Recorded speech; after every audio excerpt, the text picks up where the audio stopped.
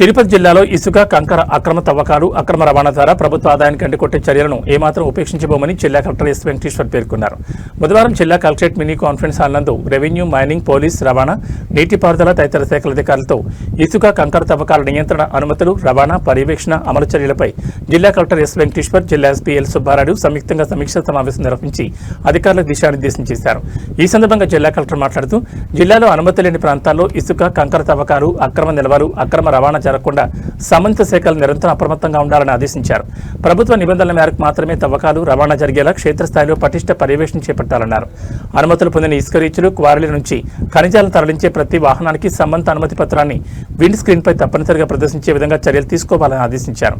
వాహనాల నమోదు సంఖ్యలతో కూడిన పూర్తి జాబితాను రెవెన్యూ, పోలీస్, రవాణా శాఖలకు అందజేయాలని సూచించారు.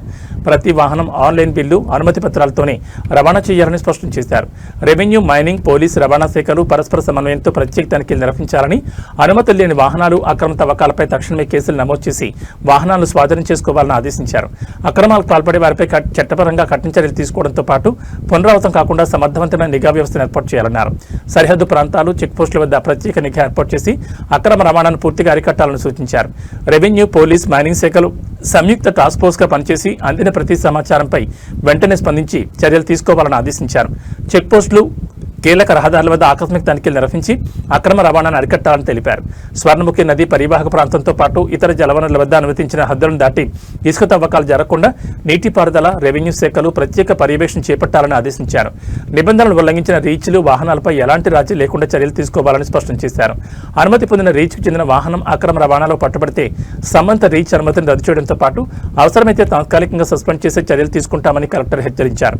స్థానిక ప్రజల గృహ నిర్మాణ అవసరాల కోసం ప్రభుత్వ నిబంధనల మేరకు జరిగే చిన్న స్థాయి ఇసుక రవాణాకు ఇబ్బందులు కలిగించొద్దని, అయితే పెద్ద ఎత్తున అక్రమ నిల్వలు డంపింగ్ చేసి టిప్పర్ల ద్వారా అక్రమంగా తరలించే వారిపై కఠిన చర్యలు తీసుకోవాలని స్పష్టం చేశారు.